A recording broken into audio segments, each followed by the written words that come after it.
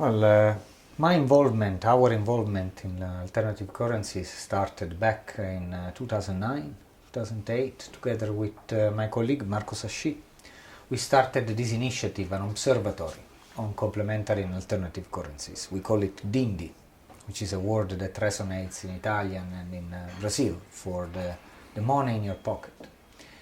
And in that observatory we tried really to frame a discourse on complementary currency that wouldn't be just buying into the populistic refusal of taxes or these sort of things, but would really look at money as a medium, as the most used medium around the world, and how it could be innovated in social and political terms before even the technological terms.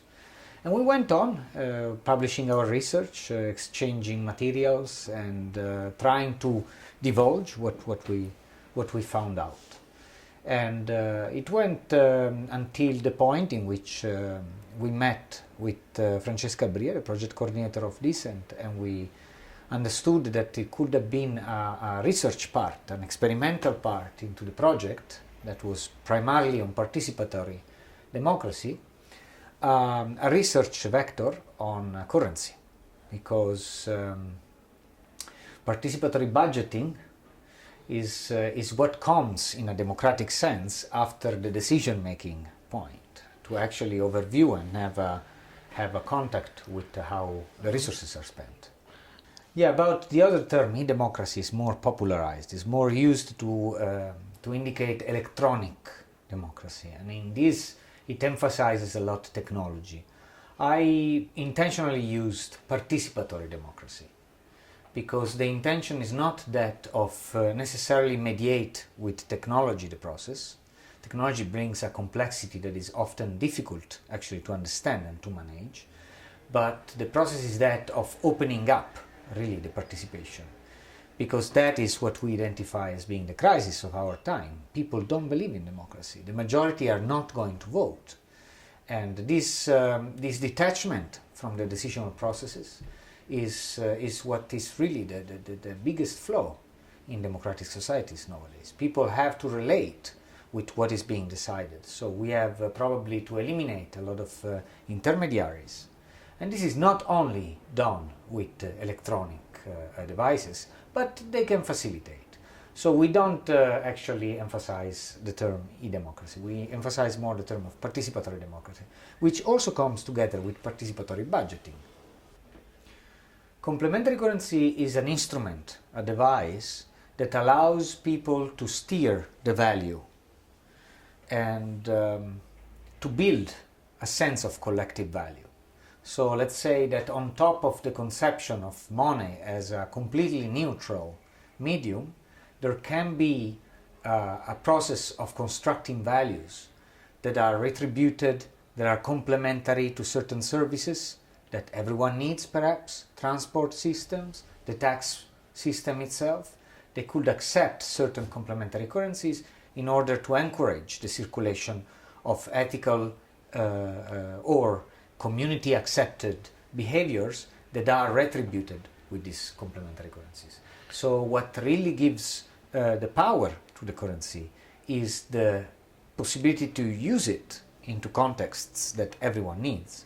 Well, imagine a neighborhood that actually does something that relieves the city itself from the maintenance of the neighborhood, be it the curating the green space, be it taking decisions that are pretty sensible for the inhabitants, engaging a process that is grassroots. So the neighborhood will itself auto-organize to propose certain projects and to activate them. Now, this is usually all voluntary work. And this voluntary work could be retributed in a way so that it could become sustainable, that the most active participants of this sort of process can actually have an incentive for doing what they are doing. And this incentive could be complementary currency that is emitted under the control of the community. It can be validated even by the city, and it can be used for things that everyone needs, as for instance, again, transport, or it could be even accepted as a percentage of the taxes to be paid, so that the volunteering activity then has a real incentive and has an impact also on the economy of people that are active into the community. They add what I call a biopolitical value to the process. They are useful to the community. And in the neoliberist derive in which we are living, they are less and less retributed. They are less and less valued. Well, the decentralization of power comes from the title of the project, no? Decentralized citizen engagement technologies. And I think it's more of a secular sort of movement that we are seeing in the last more than 50 years. It's really evident now in political movements. So when we see what I could call now the old world political parties, we see that there is a leadership, and this leadership communicates and tries to captivate the approval of the decisions to the base of voters. And we observed in Decent the fact that there are new generation parties that we worked with across Europe that have a fundamentally different way to work. They actually work by hashtags, by concepts. The concepts are at the center, and not the people, not the leadership. So they circulate ideas, they group around them, and the people changes. So you see, even in the visualizations that we made, that the network is not one to many, but is many to many.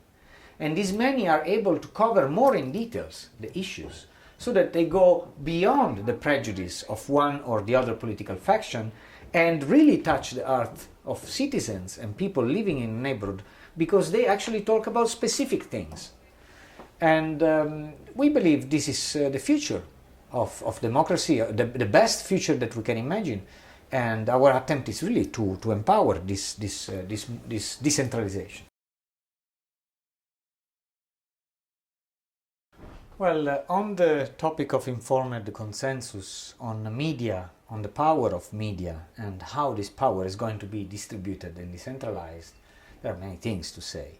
What concerns me most in the Decent project is the fact that money, the value that gets allocated, is also what powers most of the media devices today on a mainstream level. So if we want to distribute information, we need the resources. And we are paradoxically witnessing in Europe some tycoons that have taken over the mediascape and have on that takeover actually based their ruling, their undemocratic, on the edge of democracy ruling, by reinventing the reality, by telling the reality as they saw it. So the power of actually producing media, of having a free speech environment, is not only a political choice, is not only a policy choice, it's also depending from resources. Because media became very complex, and to produce it takes resources, takes time, takes expertise.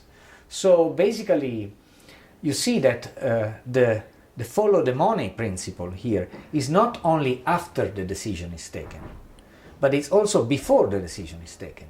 Because if we want to have a neutral, informed consensus, as neutral as possible, then we need to have an equal opportunity platform for people to actually produce their interpretation of reality and to inform themselves. So in this end, we saw that these new political movements actually work this way. They either develop their own platform, either they appropriate existing platforms, and they are extremely active in propagating their interpretation of reality, but poor in means. And therefore, these means could be created by means of complementary currency and alternative currency schemes, but also they could be invented, reinvented, and connected together from what it is there. So another thing worth saying that in Decent we use the approach of developing very modular tools. So we didn't develop one thing that will solve all these problems, but we deconstructed the problem in parts and developed specific technological components that do one thing and do it well.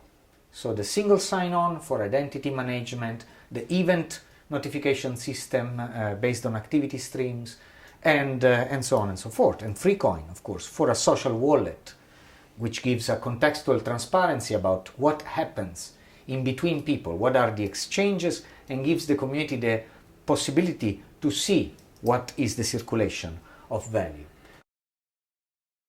The transparency topic is very important, of course. It doesn't have per se a huge political impact. It doesn't suffice alone to have a political consciousness of what happens, and it has to go together with the concept of contextual integrity, of privacy.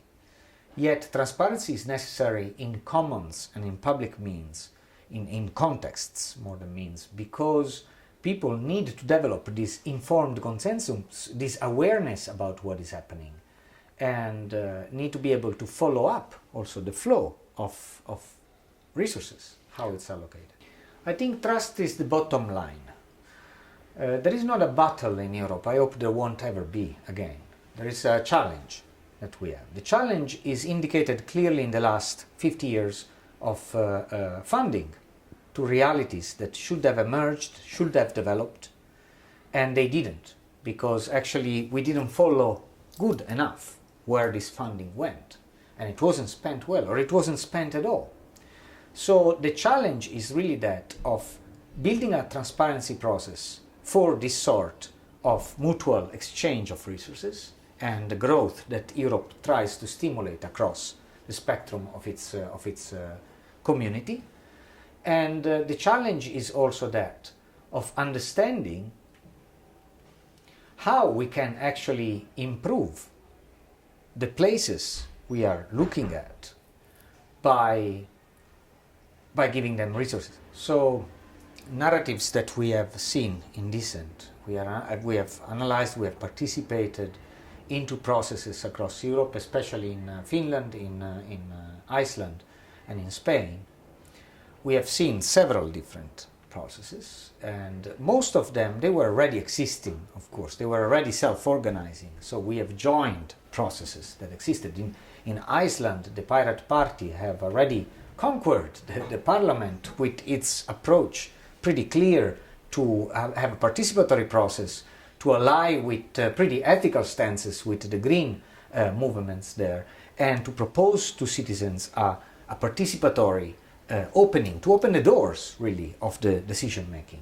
So when we arrived into these situations to interact with them, we understand that we are not going to bring completely the solution to these people that perhaps have something to teach to us. So I think a toxic narrative in these regards, when we operate in this field, is really to think that we are going to teach how to do things to people around Europe. That would be completely toxic.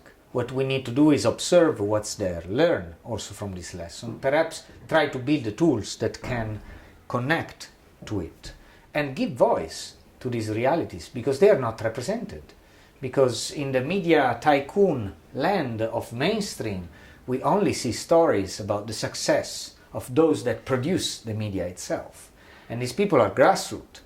Think of Spain, for instance. The case in Spain is really great. The people started with 15 de Mayo, with the movements of the indignados, the 15th of May. They started being in the street, they started being in the square, protesting against the financial crisis, the austerity, the fact that they had to pay for the crisis of trust, no? the credit crisis that the banks are facing. And they showed to the world that trust is abundant at the base, that people are able to trust each other to the point they can camp in a square without problems among themselves until the cops come to beat them up. So this was a big demonstration of richness, of wealth, of commonwealth. And in this case, these people have managed in the course of 3, 4, 5 years to constitute themselves into an assembly, to understand and pin down their goals, to create a party, more parties. That party, like Podemos, the first one that started, then became more parties, Partido de la Red, Partido X, Partiti, with several concerns. And they managed to get in power, in Barcelona, in Madrid, in the European Parliament. These people went from a street movement to actually being able to formulate their narrative, acquire the language of institutions, and go sit at the table of institutions and bring forward their constituency concerns. I think these people are the future of politics in Europe. We cannot go around with functionaries, with bureaucrats, with a sort of expertise that is far away from the feeling of the people on the streets. There is a very intense political negotiation in algorithms because they actually operate the calculations on which we have our tax sheet, our gas bill, our electricity bill. They are all made with algorithms, with counting and then presenting us the bill, which we have to pay if we want to participate to society. And unfortunately, I think it's true that a lot of the political exchange, negotiation is in algorithms nowadays. On one side, we must counteract this, and I say it as a programmer, we must counteract this by keeping up with an open world assumption, by keeping in mind that there is always an unknown, that we don't know everything, that we cannot include the world of possibilities into one or multiple rules, that we always have to leave a human channel of interaction to renegotiate these rules. As socialist as it may sound, as Foucault defined socialism a patchwork for governance, still we need a possibility to develop those patches. And on the other side, I think that we have to have more education about this sort of algorithm making. And we need to have more human languages. We have to have a more human approach, or perhaps even post-human, that includes even other forms of life that can interact with this sort of formulations. So the language is very important, the choice of language for these rules, the architecture by these rules, how this rule works, and how we are able actually to negotiate them in a political sense. So I suggest 3 basic solutions. First of all, to leave open the open world assumption, then to have more education about these processes, and not only technical education, but a techno-political education, a techno-social education. We must go beyond the concept that technology is a sphere by itself. It's affecting across the spectrum. It's a hybrid we are talking about that affects humanities and sciences every time we build a new device and we put it in the hands of people. And then the third, of course, is to have languages, to have a more conscious approach to language, to what language we use. In Decent, we had that. The choice for language was a Lisp dialect. So we adopted a language that is functional, non-imperative, stateless, that leaves less space for errors to programmers. We approach the problems with a full test suite. So every part of the code is tested with all possible inputs and outputs. And of course, we assume there can be more. This way we proceed slowly in the building the technology. It's not like popping out a solution from the sleeve, but steadily. Thinking of Leibniz, you go back to all discourse actually about faith, future, providence, no? And Leibniz refers also to this concept in Hebraism, for instance, of Malkut, no? The last Sefirot, captatio Malkut ab cederis plantis. So the fact that it is the last part that actually is getting separated, and it's probably more in the hands of people living on this earth to decide. Make it pretty simple. The discourse on providence is a long discourse, and you're right, probably we should go also to look into this ancient knowledge and ancient wisdom on how to put it on the table. Nowadays we have an approach that is often too scientific and too aseptic to these things.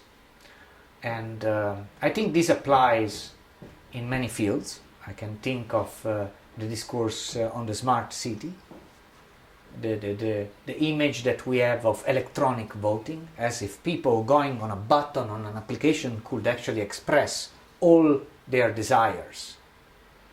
People in a city could interact with sensors and actually we could map the desire of people. The city probably is the most dense place for desires, to be born and to be dead, to be consumed. So I doubt we can have such a scientific approach to all of this.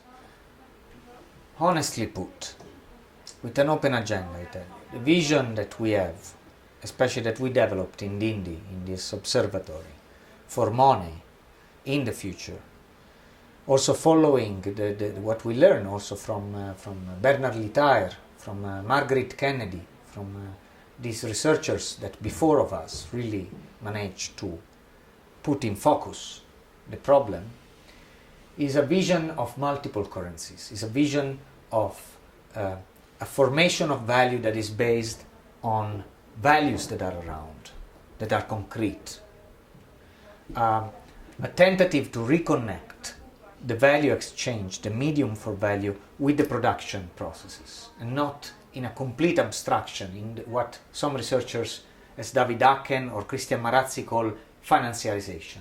We need to get away from this abstraction and relate again people with the decision process of democracy and also with the value transactions. Perhaps we cannot save the finance, what we call finance, then we have to reinvent some sort of context in which to have these value transactions. And certainly we are not looking at an horizon, unlikely the IMF or these big institutes that are cultivating the money mass in the world and the credits. We are not looking into a world in which there is a unique money. There is one money to represent all, one currency to represent all the desires, all the value systems, all what circulates around. The medium, as one more medium, should be a moisture medium, no? Like Roy Ascott defines. It should be way more malleable and adaptable at the real situations. It shouldn't be operated by calculators at a high speed. It should go at the pace of human production as well. So at the point in which we are, this is only possible by opening up the possibility to have complementary currencies and even alternative currency schemes. In Decent, I learned almost 3 years, I learned from all this research, I learned that there is a way to be an activist on the street, as I used to do, even before getting involved and still during the involvement into such a European Commission-funded project. There is a way to bring the issues from the street to the rooms in which decisions are taken. There is always, and there should be always, a seat open in these rooms for constituencies that populate what we call Europe nowadays. And this is a process of building a political community. And I think that what I learned is really that we should not give it up. We should not give up Europe. We should be there, organize ourselves, represent ourselves, validate our ideas, our researches, perhaps refine our expectations with a process that can be also scientific, can be interdisciplinary. It's very important, and we can hope to be listened by the Council. We can hope to mobilize enough people to actually be listened, because this is never coming, it comes from both sides. And I understood that the interdisciplinarity is very important. You cannot work with only one person. At last, I also understood the importance of art. Because in all these movements, what really gives the capacity to imagine a new world as possible, to break open the box, to look at new research vectors rather than just the old ones, this capacity is given by artists. And we must include them. An artist is not only for the dissemination of a project. An artist is really it participates into the design, into the very conceiving of a process, of a vision, of an imaginary.